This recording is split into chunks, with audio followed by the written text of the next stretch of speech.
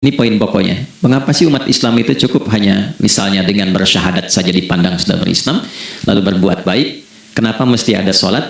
Kenapa bahkan yang pokok sampai 5 waktunya? Dan jumlah rakaatnya pun diatur sedemikian rupa, sampai teknisnya pun dijelaskan dengan rinci. Saking rincinya, bila ada yang menyimpang dari rincian itu, maka dianggap sholatnya tidak sah dan mesti diulang.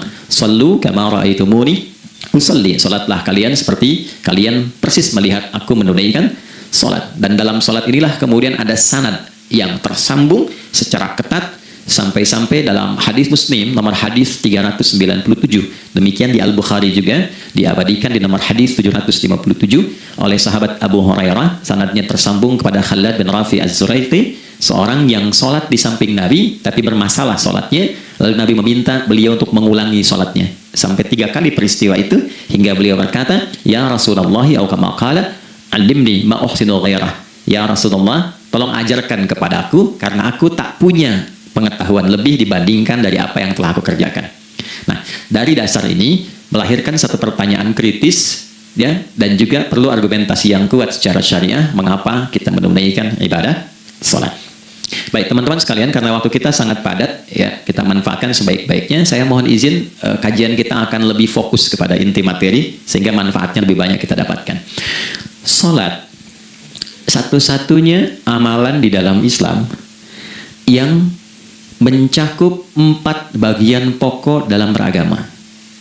Jadi ketika seseorang menetapkan dirinya beragama dan ciri satu nilai agama itu bernilai benar, ya, dalam nanti kalau kita mau komparasikan atau kita riset, itu ciri pokoknya ada 4.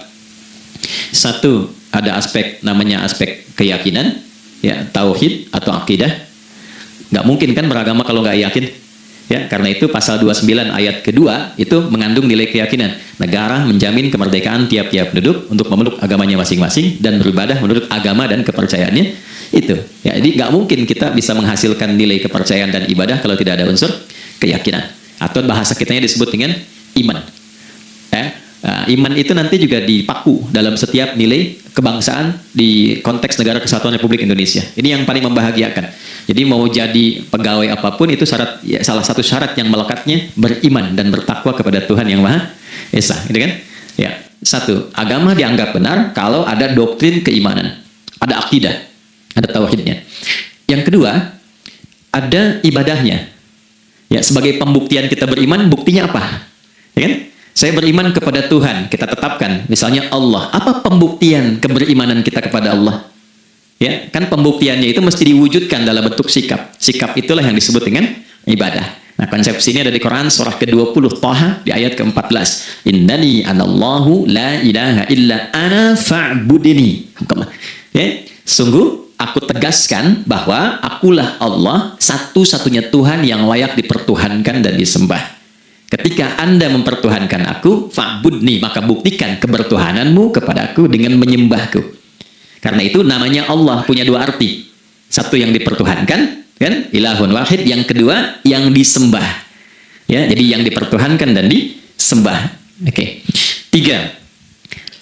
Yang ketiga harus punya unsur praktikal atau implementatif dalam interaksi kehidupan. Ya, jadi bukan cuma nyembah Tuhan, bimbingan kehidupannya apa? Implementasi dari ibadah itu. Ya, ciri umat beragama itu kan bukan hanya sekedar saya yakin, beriman, saya ibadah. Terus bukti ibadah itu dibawa dalam berinteraksi hariannya seperti apa wujudnya. Ya, makanya ketika dulu orang itu jujur, orang itu bangga dengan kejujurannya bukan sebagai orang jujur, tapi sebagai muslim. Jadi ketika ditanya, "Kenapa Anda jujur?" "Karena saya muslim." Ketika ada seorang penggembala di Sahara yang sangat gersang, diuji oleh Umar bin Khattab, ingin diambil kambingnya, kan kisahnya viral kan? Baik ya? Oh, tapi ini bukan punya saya. Bilang aja pada tuan Anda, kalau kambingnya hilang satu dimakan serigala. Lantas di mana Allah? Jawaban itu yang menggetarkan kepada jiwa. Jadi kebenaran yang diungkap dengan sikap kejujuran itu implementasi nilai beragama. Nah, jadi praktek ibadah ada di muamalah. Oke, satu akidah, akidah dibuktikan lewat ibadah, ibadah diimplementasikan dalam muamalah. Itulah sebabnya nanti seluruh bagian tubuh kita ketika digunakan untuk bersifat dan bersikap itu ada tuntunan iman di dalamnya. Oke? Misal saya tanya begini ya. Ini mukadimah ya, kita belum mulai nih.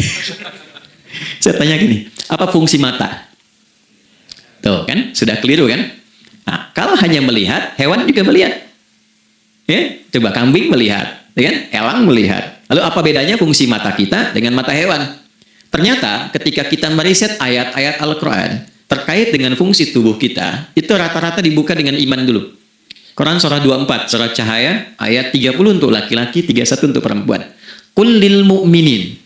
Ya Muhammad, katakan, viralkan pada pria-pria yang menyatakan dirinya telah beriman. Yaghuddu min absarihim. Gunakan pandangannya itu yang dibimbing oleh imannya untuk melihat yang baik saja menurut standar imannya. Jadi kalau menurut imannya tak baik, nggak boleh dilihat. Karena itu ketika Anda sudah mengatakan asyhadu an la ilaha illallah, asyhadu anna Muhammad Rasulullah, kalimat itu dari lisan turun ke hati, itu jadi cahaya ke bagian tubuh kita. Makanya ketika Anda melihat, itu ada cara pandang tertentu yang dibimbing iman, standarnya beda dengan tanpa iman. Kalau nggak ada iman, semua mungkin terlihat. Tapi ketika ada iman, hati kecil Anda akan bicara, ini nggak baik. Palingkan. Nah, memalingkan dari yang tak baik menurut iman, itu namanya ghaddul basar. Oke? Perempuan juga begitu, setara. Wa kullil mu'minati yaghdudna min absarihinna. Dan katakan pada setiap perempuan yang menyatakan dia beriman, maka gunakan pandangan itu dengan bimbingan imannya. Ketika tak baik menurut imannya, palingkan. Ya, Anda lihat kajian di YouTube, terus ada iklan kan? Terus menurut standar iman nggak bagus, itu otomatis akan nggak suka itu. Ya, pasti dipalingkan. Ya, Anda kalau naik pesawat ya, tugas keluar tuh, pertagas tugas keluar. Kalau pramugari lagi demo tuh yang dilihat pramugarinya apa demonya tuh. Nah, iman itu akan bekerja di situ tuh. Ya, palingkan tuh. Nah, sama dari mata turun ke, jangan langsung ke hati aja, ke lisan dulu kan? Ya, ke mulut kan? Itu mulut tuh ketika digunakan fungsinya, imannya disebut dulu. Ya, Quran surah 49 ayat 11 misalnya. Ya ayyuhalladzina amanu, imannya dulu. La yasraq qaumin qaum. Ayat 12-nya la yaghtab ba'dukum ba'dha. Hai orang-orang yang telah menyatakan beriman. Kalau pakai alladzina disebutkan 1080 kali dalam Al-Qur'an, itu kalimatnya diksinya singkat, padat, mencakup semua tanpa sekat. Oke, jadi kalau laki-laki, perempuan, tua, muda, besar, kecil, beda strata, duniawi, itu semua tercakup di dalamnya. Hei semua yang telah menyatakan beriman, gunakan imanmu untuk membimbing lisanmu bertutur. Kalau masih merasa punya iman, jangan gunakan lisan untuk mencela merendahkan orang. Untuk bergibah, membuat hoax. Didetilkan oleh Nabi, kalimatnya jelas. Man kana yu'minu billahi wal yawmil akhir falyakul khaira aw liyasmut. Siapapun. Nah, dari alladzina ketika dirinci pakai man.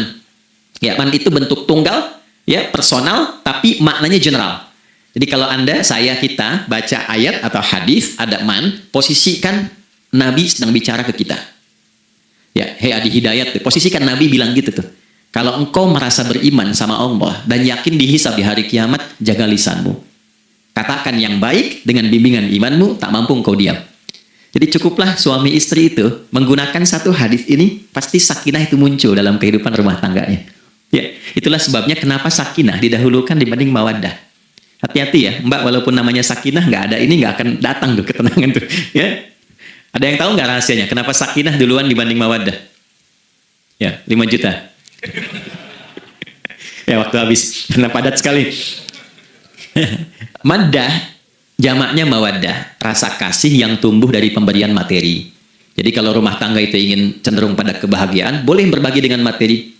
Ya, istri cemberut, ya, Anda datang dengan senyuman, sayang, kenapa? Ya, ini emas 2 kilo, ya. Nah itu pasti sehat lagi tuh. Ya, itu mawaddah. Tapi maaf, walaupun Anda mapan bekerja, harta cukup melimpah, ruah, tapi tidak ada ketenangan di rumah tangga, tidak ada sakinah, maka hampa kehidupan rumah tangga itu. Itulah sebabnya kenapa di Quran sakinah lebih dulu dibandingkan dengan mawaddah. Saya tanya ibu deh, ibu pilih mana? Kaya tapi gelisah atau miskin tapi tenang? Oke. Saya paham itu. Suami juga sepakat semuanya. Ya, artinya apa? Kita nggak bisa menghilangkan unsur ketenangan. Oke, itu hanya pembuktian argumentatif ya, supaya kajiannya lebih kepada argumen. Jadi ada akidah terkorelasi dengan ibadah, implementasinya di aspek muamalah. Nah, nanti cara bermuamalahnya diatur lewat akhlak namanya. Bagaimana bermuamalah yang baik? Kan Anda, maaf ya, berekspresi kepada pimpinan dengan kawan kan berbeda. Oke, kepada orang tua dengan anak kan lain. Nah, yang mengatur interaksi kita sehingga terjalin harmoni yang baik, itulah yang disebut dengan akhlak. Nah, 4 poin inilah yang menjadi inti dakwah Nabi SAW ketika diutus oleh Allah Subhanahu wa ta'ala. Memastikan 4 ini bisa optimal kita lakukan dalam kehidupan. Bonusnya yang kelima, selalu meningkatkan inovasi sehingga selalu mendapatkan hal baru dalam kehidupan. 5 ini digabungkan di Quran surah kedua Al-Baqarah di ayat 151. Kama arsalna fikum rasulam minkum yatlu alaikum ayatina. 1. Oke, wa yuzakkikum. 2. Akhlak. Wa yu'allimukumul kitaba. 3. Wal hikmah. 4. 5. Wa yu'allimukum ma lam takunu ta'lamun. Kelima-limanya ini digambarkanlah dalam bentuk ibadah yang melatih kita sebagai pondasi awal menuju dan memantapkan 5 hal ini, yaitu sholat. Itulah sebabnya kenapa sholat yang pokok dilakukan 5 waktu dalam sehari untuk mewujudkan 5 hal ini dalam kehidupan, dan satu-satunya ibadah yang mengumpulkan 5 aspek ini dalam prakteknya hanya sholat. Hanya sholat. Oke, mari kita detilkan, kita rinci, dan di sini kita akan mulai kajian kita. Tadi mukadimah ya. Baik, kita punya 30 menit. Wah, padat sekali. Bismillahirrahmanirrahim. 1. Sholat adalah perwujudan iman seorang hamba.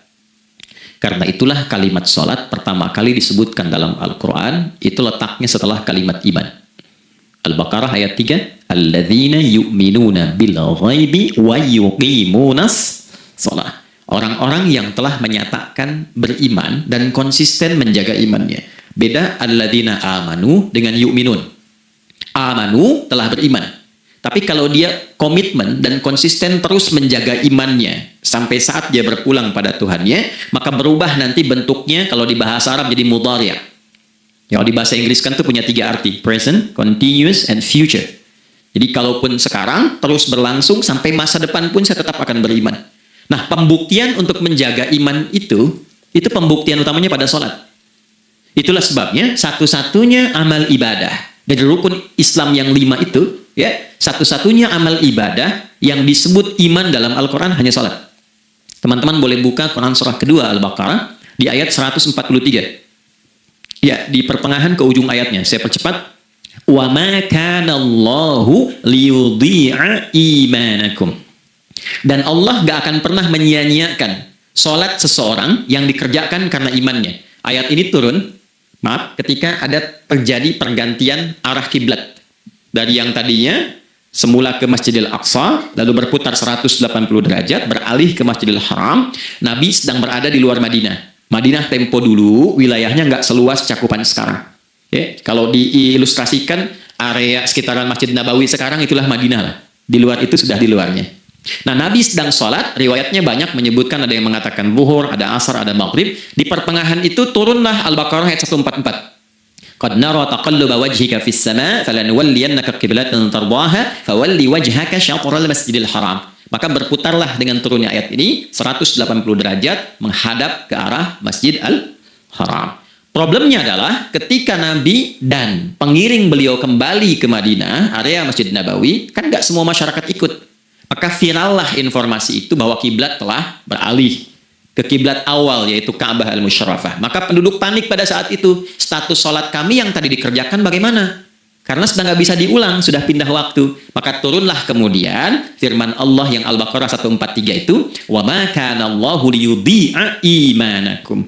Karena engkau mengerjakan sholat itu dengan imanmu, maka Allah nggak menyia-nyiakan imanmu itu. Maksudnya apa? Walaupun arah kiblatnya tidak tahu mengarah kepada sisi yang belum berubah, tetap dihitung pahalanya sempurna karena imannya. Gitu. Nah, ini nanti yang menjadi landasan turunnya Al-Baqarah ayat 115. Walillahil masyriq wal maghrib fa aina ma tuwallu fa thamma wajhullah. Kalau Anda sedang tugas nanti di lapangan, lalu sulit menemukan arah kiblat. Aplikasi susah karena sinyal nggak masuk misalnya. Oke, kemudian juga matahari agak remang-remang sehingga sulit untuk terlihat patokannya. Maka dengan keyakinan, dengan iman itu, menghadaplah ke arah yang kita yakini, maka berlakulah Al-Baqarah 115. Di saat itu, diterima amal ibadah kita sama dengan yang menghadap kiblat dengan dasar imannya. Oke, nah pengertian terbaliknya, mafhum mukhalafahnya, maka Nabi mengatakan, Al-farqu bainal mu'min wal kafir tarkus shalah. Beda antara orang yang beriman dengan yang belum beriman adalah pada sholatnya. Jadi kalau ada orang mengatakan sudah beriman dan tidak menunaikan sholat, ini artinya keimanannya belum diakui sepenuhnya oleh Allah Subhanahu Wa Taala. Jelas ya? Halo, kenapa sedih begini? Maaf, saya terlalu cepat nggak? Enggak ya? Baik. Jadi dalam poin ini penting pembedanya di sholat. Itulah sebabnya kenapa dari kecil kan, usia sekian, dari mulai 3 ke arah 7 tahun contohkan. Ya, orang tuanya sholat, bentangkan sejadah. Kalau bisa, kalau anak sudah mulai suka tuh kasih model sejadah yang anak-anak sukai bentuknya. Ya, dulu ada anak saya senang model mobilan, saya tidak sebutkan supaya tidak endorse gitu ya. Dikasih sejadah dengan pola itu, dia senang tuh ikutin. Kita nggak minta sholat, dia datang sendiri. Ya, nanti setelah mulai 7 tahun kan baru diajarkan dengan baik, diajak ke masjid kalau yang laki-laki. Demikian seterusnya. Ya, mengapa dari awal dituntun seperti itu? Untuk memberikan sebuah penguat bahwa penjagaan iman dimulai dari sejak dini. Ya, tapi di Indonesia saya perhatikan kelasnya sudah advance. Ya, TK sudah manasik gitu. Itu satu ya. Karena nanti kalau Nabi bilang begitu, artinya akan terjadi orang mengatakan beriman tapi tidak sholat.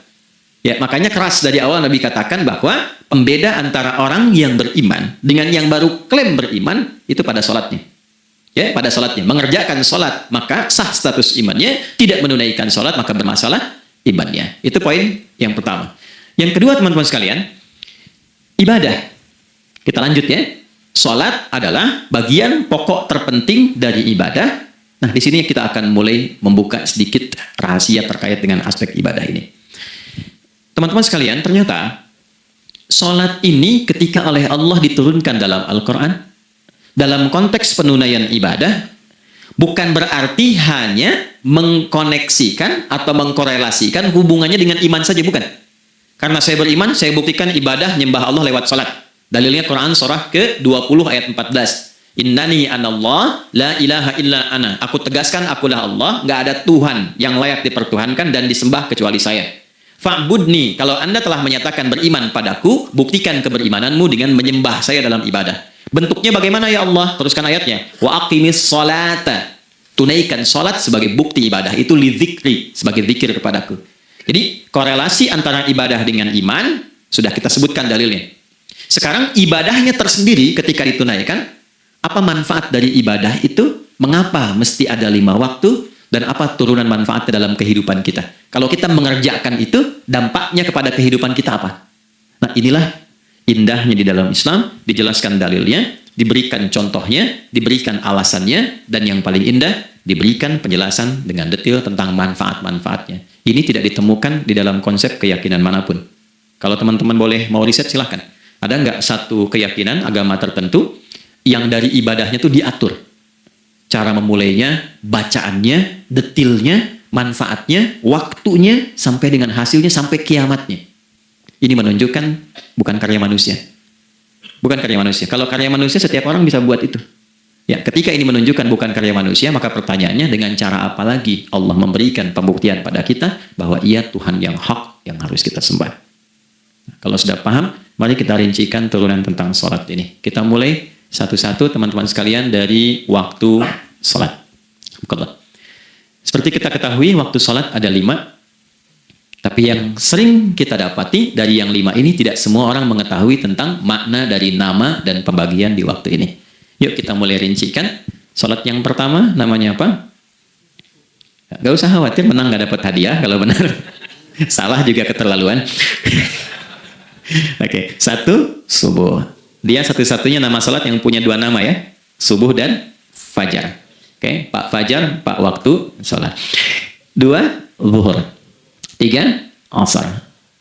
4, maghrib. 5, isya. Oke, rumus hitungannya 24, 4, 3, 4. Ya. Rumus bilangannya 24, 4, 3, 4. Kalau mau tanya nomor koneksi dengan Allah, 24, 4, 3, 4, 2 subuh, 4 zuhur, 4 asar, 3 maghrib, 4 isya. Oke, pertanyaannya, apa artinya nama itu? Selama ini jangan-jangan kita hanya tahu namanya, tapi tidak memahami maknanya. Itu poinnya.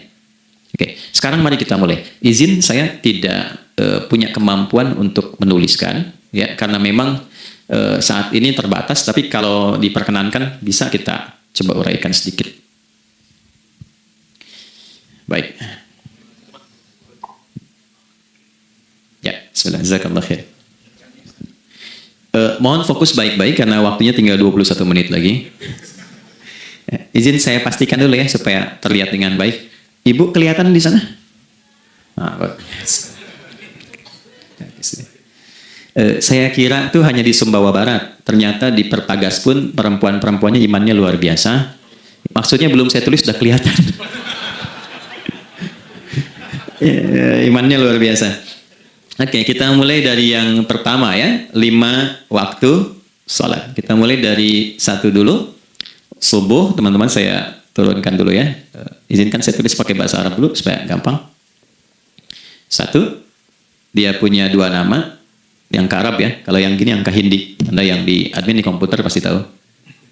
Ada Fajr. Kata subuh ditemukan di Al-Quran surah ke-81 At-Takwir ayat 18. Kalau keliru tolong diingatkan. Was-subhi idza tanaffas. Quran surah 81 ayat 18. Ya. Nggak usah di ilmu utak-atik ya. Oh ini kenapa 81 kalau dibalik 18? Itu cocok logi. Ya, abaikan aja itu. Ya. Fajar agak banyak di Quran terkait dengan nama salatnya ada di Quran surah ke-17 di ayat 78. Aqimis salata liduluki syamsi ila ghasaqil laili wa qur'anal fajr. Inna qur'anal fajri kana mashhuda. Yuk kita mulai ke maknanya dulu. Ingat rumusnya ya. Rumusnya ini selalu begini rumusnya. Aqidah selalu punya korelasi dengan ibadah. Ibadah selalu punya korelasi dengan muamalah. Interaksi harian kita, muamalah hiasannya adalah akhlak. Nah, barulah kemudian di sini muncul inovasi dalam kehidupan, hal yang baru. Hidup ya, yang mengacu pada 2 kebahagiaan yaitu dunia dan akhirat. Ya, konsepsi ini nanti ditemukan di Quran surah ke-2 Al-Baqarah ayat 201 dan menjadi doa paling favorit umat Islam Indonesia saat ini. Rabbana atina fid dunya fil akhirati. Oke, ya cukup. Subuh. Ini rumus dasarnya. Dari akidah kita beriman, pembuktian imannya lewat ibadah salat. Apa hubungan salat dengan aktivitas harian kita? Subuh asalnya terkorelasi dengan kata asbah. Oke? Asbah itu asalnya sesuatu yang sudah siap dengan rencana yang matang. Baik, orang Arab tuh kalau bertanya begini, kaifa asbahta ya akhi? Kaifa asbahti ya ukhti? Bagaimana kabarmu di pagi ini? Itu bukan hanya nanya kabar kesehatan. Beda dengan kaifa haluk, beda. Ya, itu bertanya, bagaimana kabarmu hari ini? Aktivitasmu bagaimana? Lancar, sudah siap, planning bagus dan sebagainya. Ya, itulah sebabnya ketika Allah bersumpah dengan awal waktu, penandanya adalah planning kegiatan. Ya, was-subhi dan aku bersumpah demi waktu subuh, awal mula untuk berkegiatan, idza tanafas, apabila sudah mulai bergerak bersamaan dengan nafas yang keluar itu, maka sudah jelas rencana yang dibuat. Ya, jangankan kita, semua alam itu, semesta itu seluruhnya bukan hanya bertasbih, tapi beraktivitas dalam tasbihnya. Di waktu subuh, matahari sudah mulai bersinar kan? Ya, dan sinarnya mengambil manfaat loh, mengandung nilai manfaat, memecah keheningan malam dan menghilangkan kegelapannya. Gelap mulai hilang, datang kemudian sinar yang memberikan kita bimbingan untuk beraktivitas. Tumbuhan dimulai waktu itu sudah mengeluarkan oksigen, menyerap karbon dioksida. Saya waktu di Utrecht, di Delft di Belanda, ya, saya coba ingin membuktikan, kan adzan nggak terdengar keluar ya. Jadi sebelum waktu subuh itu saya keluar, kebetulan flatnya waktu itu dekat area hutan yang agak rimbun, enak gitu, udaranya bagus. Itu sebelum subuh terasa karbon dioksida. Walaupun cuma beda hampir 1 menit. Tapi begitu masuk waktu subuh, keluar kesegaran yang luar biasa. Oksigen yang keluar. Ya, ini kan nggak mungkin kalau kuasa Allah tuh nggak mungkin terjadi seperti ini kalau bukan kuasa Allah Subhanahu Wa Taala. Tapi poinnya adalah yang bicara begini Quran. Nah sekarang yang ingin saya katakan adalah alam semesta dalam konteks seperti matahari, kemudian tumbuhan, binatang, ayam bahkan mulai berkokok, punya planning yang teratur. Masa kita makhluk yang dihisap tuh nggak teratur? Nggak punya perencanaan? Maka subuh itu mengajarkan kepada kita, jangan sampai ada orang Islam yang punya keimanan, lalu menunaikan sholat, diajarkanlah oleh Allah, setiap masuk subuh itu harus punya agenda yang jelas. Planning yang terukur. Jangan terjadi mengaku muslim, beriman, tapi nggak jelas perencanaan hidupnya. Jam 7 mau di mana? Jam 8 kerjakan apa? Anda dari sini ketemu 7 ke 4, atau setengah 8 ke setengah 5, 8 jam kerja. Oke? Berangkat jam berapa? Petakan di jalan macetnya di sebelah mana? Ukur sampai kantor tiba jam berapa? Apa yang mau dikerjakan di kantor? Itulah Islam, itulah subuh. Sehingga tidak ada satupun orang Islam di era Nabi mengajarkan beraktivitas kecuali terukur dan teratur. Bahkan Nabi memulai itu evaluasinya di malam hari. Sehingga turun di antara surah Al-Insyirah itu ada ayat yang tegas mengatakan di ujungnya fa idza faraghta fansab. Evaluasi yang telah berlalu di malam hari, evaluasi ini menyeluruh sampai ke zikirnya. Dicatat nih. Ya, aku hari ini secara spiritual itu, mohon maaf, sholat jamaahnya berapa waktu tuh? Dari 5. Oke? Misalnya dari 5 itu cuma 4, berarti koreksi ada yang kurang. 1. Ya. Yang kedua, secara intelektual sudah berapa bacaan yang dibaca saat ini? Ilmu yang ditingkatkan, mensyukuri anugerah akal dan sebagainya. Bekerja sempurna enggak? Turunkan ibadahnya bagaimana? Ketika ada yang kurang, istighfari. Ya, sebagai seorang ayah, ada nggak sesuatu yang salah yang dilakukan belum sempurna? Sebagai seorang ibu, anak dan sebagainya, istighfar. Itulah sebabnya sebelum tidur Nabi ajarkan istighfar. Yang kita tahu 70 kali kan? 100 kali. Yang saya tanya, 1 ke 70 itu istighfar apa saja? Apakah hanya bilangan di lisan?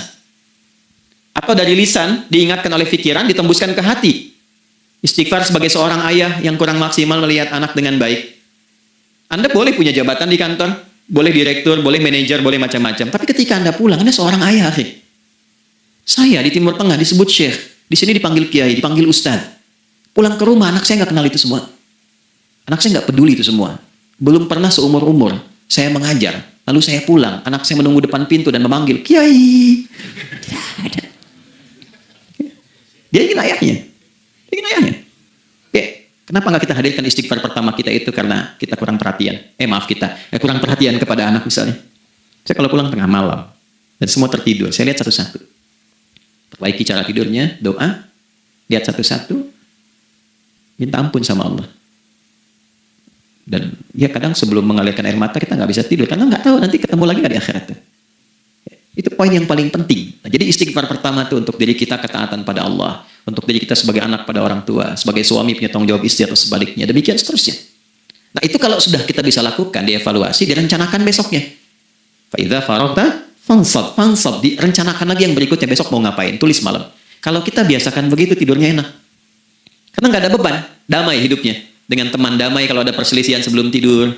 Ya, jadi nggak ada orang mengigau itu masalah-masalah kehidupan dunia yang belum tuntas. Ini dunia saat terjaga bermasalah, saat tidur pun masih bermasalah. Gara-gara kamu nih, kapan istirahatnya? Ya. Nah, ketika kita bangun dari subuh itu, maka rencana yang sudah kita siapkan itu, teman-teman sekalian, dibawa menghadap Allah supaya minta kemudahan, minta kelancaran, minta pendampingan, minta bimbingan. Itulah sebabnya kita dipanggil sholat di awal waktu, supaya rencana yang sudah kita siapkan itu minta taufiknya, persetujuan dan perlindungan dari Allah. Inilah yang menjadikan rahasia umumnya para sahabat memulai berkegiatan sejak dari masjid. Teman-teman boleh riset deh, hadis-hadis tentang sholatnya sahabat dan kaitannya dengan syuruk dan pekerjaan. Rata-rata memulai dari masjid. Mereka tungguin, evaluasi, begitu siap, syuruk, minta sama Allah, berangkat. Saya mau kasih satu rahasia ya. Boleh jadi ijazah, tapi ini di antara kita aja ya. Anda boleh lakukan, berangkat ke masjid itu dengan baik. Terus minta misalnya, ya Allah, kau perintahkan aku untuk berikhtiar, sekarang aku lakukan. Kau perintahkan aku untuk merencanakan, sekarang aku ikhtiarkan. Mohon lindungi, mudahkan, dan berikan bimbingan terbaik untuk mendapatkan hal yang wajar, halal, baik, dan kau ridhoi. Anda berangkat. Pulang, sebelum nyampe rumah, mampir dulu ke masjid. Masjid terdekat dari rumah aja. Sholat 2 rakaat, gitu. Ya, sholatnya bisa sholat wudhu, tahiyatul masjid, dan sebagainya. Setelah itu pulang. Doa dulu habis sholat, ya Allah, aku telah berikhtiar seperti apa yang telah Engkau perintahkan. Sekarang aku memohon rizki darimu seperti apa yang telah Engkau janjikan. Kalau dengan semua ikhtiar ini belum cukup menurunkan rizki darimu, maka mohon tunjukkan padaku saat ini dengan cara apa lagi aku mesti berikhtiar. Oke? Silahkan Anda pulang dengan suasana itu ke rumah dan lihat apa yang terjadi. Rasakan bedanya, bedakan rasanya, dan pasti terasa bedanya. Gak ada kesan yang lain pada jiwa. Jadi yang dibawa ke rumah itu bukan aura kantor. Bukan aura jalan yang macet, tapi ada ketenangan, kenyamanan, dan kenikmatan. Kalau teman-teman mau pakai sunnah sahabat ini dalam dunia pekerjaan, dan Anda lakukan coba sehari ini saja, rasanya pasti beda. Ya, ini bagian pertama. Nah, ketika kita ingin datang menghadap Allah, dan mulai membawa rencana kita, kan perlu isyaratnya kan, kapan dimulai? Gak bisa tiba-tiba saya bangun jam 3 langsung sholat subuh, kan tidak begitu. Ya kan? Mesti ada satu sinyal dulu, yang dari sinyal itu ada feedback pada diri kita untuk merespon, gitu kan? Nah, pancaran respon atas sesuatu yang memancar akibat satu hal yang terjadi. Kalau di gaya itu kan, kalau ada gaya gerak, gaya dorong kan? Ya, kalau nggak salah F1 sama dengan F2 kan? Nah, gaya gerak sama dengan gaya dorong. Geraknya dikit, bunyinya kecil kan? Kencang bunyinya, kencang. Terus ada F berbanding lurus dengan P, hukum Pascalnya. Gaya berbanding lurus dengan tekanan, kan? Semakin banyak gaya, semakin tertekan. Nah, respon yang muncul ketika ada satu misalnya gaya, tapi responnya sifatnya materi sifatnya. Ya, misal kalau Anda mau mengebor air, kan? Kemudian keluar terpancar tuh dari bawah itu keluar misalnya air. Nah, itu namanya infajar. Infajar. Dalilnya Quran surah kedua ayat 60.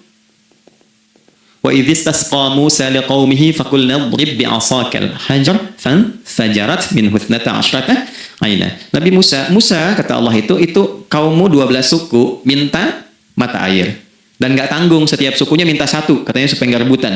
Maka Allah firmankan, pukulkan tongkatmu yang kayu. Lihat diksinya detail sekali. Pukulkan tongkatmu yang kayu ke batu itu, maka batu itu akan terbelah dan mengeluarkan pancaran 12 mata air. Ya, tongkat kayu dipukulkan ke batu, batunya yang hancur. Karena Musa seorang nabi, gitu kan? Anda punya tongkat emas, pukulkan ke batu, maka keluar 12 air mata. Ya? Nah ini, infajar. Kalau respon yang keluar itu respon buruk. Misal, dalam nafsu, kan suka ada trigger ya, yang memancing respon, terus nafsu keluar kan? Ya, apa saja itu? Lihat gambar yang nggak bagus, nafsu keluar. Gitu kan? Lihat sendal bagus, nafsu keluar. Macam-macam ya. Nah itu fujur namanya. Fujur. Hurufnya masih sama, cuma bentuknya berbeda. Fa, jimnya masih ada waw, ada ra-nya. Fujur. Quran surah 91 di ayat 7 sampai 10. Wa nafsi wa ma sawwaha fa alhamaha fujuraha wa taqwaha. Fujur tembus ke nafas, nafas memerintahkan yang buruk disebut su. Nafas ketemu su jadi nafsu. Makanya nama lain fujur itu nafsu. Dalilnya Quran surah 12 ayat 53. Wa ma ubarri'u nafsi innan nafsa la'ammaratun bisu. Ya, la'ammaratun bisu'i illa ma rahima rabbi. Oke, nafas ketemu su. Teruskan. Tapi kalau pancarannya pada sifat yang baik. Oke? Membelah sesuatu yang gelap menjadi baik, terbuka, memancarkan respon panggilan yang baik, maka berubah katanya menjadi fajar. Oke? Matahari diperintahkan oleh Allah, diperintahkan membelah kegelapan malam. Keluarlah sinar pertamanya, disebutlah fajar. Kenapa? Karena ada respon kebaikan keluar darinya. Baik, perhatikan baik-baik. Quran surah kedua, ayat 187. Wa kulu washrabu hatta yatabayyana lakumul khaytul abyadu minal khaytil aswadi minal fajr. Itu untuk matahari. Kita lagi tidur enak-enak, sudah nyiapin rencana malam-malam. Tiba-tiba ada panggilan. Allahu Akbar, Allahu Akbar. Itulah tandanya hati kita mengkonfirmasi iman kita dalam diri kita. Cepat, sudah adzan. Pernah begitu? Nah, konfirmasi itulah dalam bahasa lain yang disebut dengan fajar namanya. Datang. Jadi waktunya matahari membelah disebut dengan fajar, konfirmasinya pun disebut dengan apa? Fajar. Ya, jadi bersamaan waktunya dengan dua hal itu. Datanglah panggilan. Itu yang dimaksud Quran, hubungan iman dengan konfirmasinya sampai ke sholatnya ada di Quran surah 8 ayat 2. Innamal mu'minuna iman. Alladzina idza dzukirallahu adzan wajilat qulubuhum iman. Jadi begitu ciri iman itu ada dalam jiwa, dipanggil lewat adzan, kan? Allahu Akbar, langsung merespon, ya Allah sudah adzan. Walaupun setelah adzan ada lagi getaran, baru adzan belum qomat gitu kan. Nah, misal ya. Nah, tapi inilah fajar. Jadi maksudnya rencana Anda ini agak jarang dibahas ya. Mohon maaf, ilmu ini agak jarang. Jadi jangan Anda bilang saya bid'ah, bukan. Ya, bukunya ada, referensinya ada. Cuman karena jarang dikaji, jangan sampai kekurangan pengetahuan menghukumi yang tahu jadi salah gitu. Ini poinnya. Jadi saya kalau bahas satu masalah, itu bukunya saya kumpulkan. Tafsir awal sampai akhir yang ada apa, buku-buku tentang sholat apa, baru kita keluarkan. Jadi bagian topik-topik tertentu yang dibahas. Problemnya ketika membahas tentang ibadah cuma dua. Satu, tentang bacaan, doanya apa. Yang kedua, tentang gerakan, bagaimana mengerjakannya. Yang ketiga, jarang dibahas hikmahnya apa. Padahal rumus dalam ibadah itu dalam fikih tiga-tiga mesti dipakai. Jadi Quran surah kedua ayat berapa? Ayat 129. Rabbana wab'ats fihim rasulan minhum yatlu 'alaihim ayatika ini wa yu'allimuhumul kitaba ini wal hikmah ini. Barulah kita mendapatkan sesuatu yang baru. Ya, ini wa yuzakkikum dan di 151 Al-Baqarah wa yu'allimukum ma lam takunu ta'lamun. Jadi ini bukan ilmu yang baru, bukan, belum tahu saja. Jadi selama ini yang kita kerjakan jangan sampai terbatas pada ritualnya saja untuk mencukupkan ini. Hubungan ritual dengan ini apa gitu. Jadi subuh ini mengkonfirmasi bahwa ada satu keteraturan dalam kegiatan kita. Ya, alhamdulillah. Dua, siang. Oke, setelah subuh, fajar, sholat apa? Zuhur. Oke, saya tanya pada Anda, zuhur itu artinya apa? Sudah, cukup katakan wallahu a'lam. Waktunya terbatas ya. Nah, ini sahabat ditanya nggak tahu wallahu a'lam. Anda sahabat bukan, tabi'in bukan. Zuhur. Waktu tinggal 4 menit lagi. Oke, teman-teman, kalau kita jeli, ini kan sholat dikerjakan di siang hari kan? Siang itu bahasa Arabnya nahar. Naharun itu siang. Tapi kenapa sholatnya zuhur? Kok nggak sholat nahar gitu? Ya, lohor ini paksain tuh. Zuhur lohor. Ya. Terus sore biar nyambung cepat. Sore bahasa Arabnya kan masa. Masa al-khair, selamat sore. Kenapa kau sholatnya asar? Kok sholatnya namanya asar? Oke? Maghrib, Isya. Isya kan malam kan? Kenapa nggak lail? Lail itu kan malam. Kalau ada yang istimewa di malamnya, itu lailah namanya. Makanya ketika turun Al-Quran disebut Lailatul Qadar. Karena malamnya istimewa. Beda, lail dengan lailah itu beda. Lail itu waktu malam, lailah ada yang istimewa di malam itu. Ya, jamaknya lail, layali, lela, lili, lala, itu malam. Ibu lili, ibu malam-malam. Ya. Zuhur artinya jelas, terang. Ada idhar, dibaca dengan jelas, terang. Nggak boleh dengung. Man amana. Ya kan? Ya, min husni, harus jelas. Ya, ada a, jelas.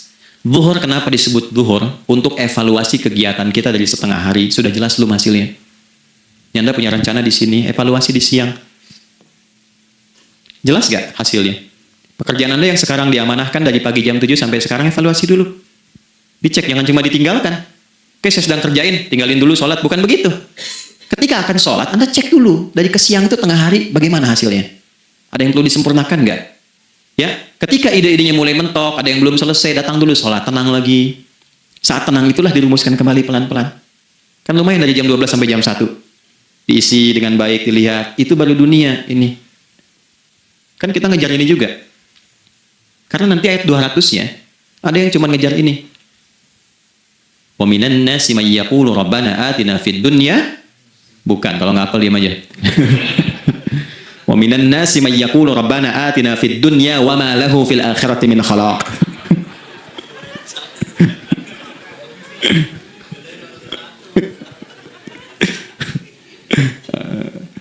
Paham kan?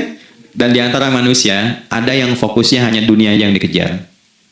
Sehingga nggak kebagian akhiratnya. Padahal dia tahu dia mau pulang. Yang lebih aneh lagi, pengen pulang surganya Firdaus dekat dengan Nabi. Tapi tiap hari kerjakan dunia lagi, berangkat gelap, pulang gelap. Terus meninggal gelap juga. Ini kan repot. Nah, maka mesti investasi kan? Anda kalau tugas keluar kan, apalagi keluar negeri kan hukumnya beda. Bekalnya pun tidak sama. Anda tugas ke Amerika, mata uangnya sudah beda, hukumnya sudah beda. Terus pengen pindah ke alam barzah, pengen hukumnya sama dengan dunia, mustahil. Ya, makanya dimensinya beda, keadaannya tidak sama. Baju yang dipakai kan beda. Barang-barangnya nggak sama. Makanya disebut telah meninggal dunia, meninggalkan semua yang melekat pada dunia. Pindah ke alam lain, persiapan menuju titik akhir yang tidak ada ujungnya lagi. Nggak ada pembuka lagi. Jadi sudah ujung begini, nggak ada ruang lagi yang lain. Itu akhirat namanya. Makanya di sini cuma 2 pilihannya. Kalau nggak ke surga, nah, itu. Ya. Apa investasi yang ada di sini? Maka siang itu dicek dulu. Pekerjaan jadi ibadah nggak? Tadi niatin ibadah nggak waktu berangkat dari rumah? Kan? Waktu ngetik, waktu ngerjain di kantor, jadi ibadah nggak? Kalau ibadah, Anda nggak mungkin berbuat kriminal. Anda nggak mungkin berbuat maksiat. Nggak mungkin nipu. Nggak mungkin nyogok. Nggak mungkin korupsi. Kan lagi ibadah. Nggak mungkin curang. Kan lagi ibadah. Antah budallaha ka'annaka tarah. Anda itu mengerjakan segala hal sebagai ibadah, merasa diawasi Allah. Fa'in lam takun tarah, fa'innahu yarah. Kalaupun Anda merasa nggak melihatnya, Anda yakin Anda dilihat. Itulah kerja pakai iman. Maka ini di bawah hidahnya. Jangan ditinggalkan. Nah, inilah yang selama ini kita butuhkan. Ya, inilah yang melahirkan nilai etik. Makanya adanya dalam jiwa. Takwa itu kan dalam jiwa. Melahirkan etos. Etos mendorong kepada logos. Logos melahirkan patos. Kepantasan dalam bekerja. Jadi Anda sekuat apapun ilmunya, kalau nggak punya etos, itu rusak. Jadi tidak cukup akal sehat. Jiwa yang sehat itu lebih penting.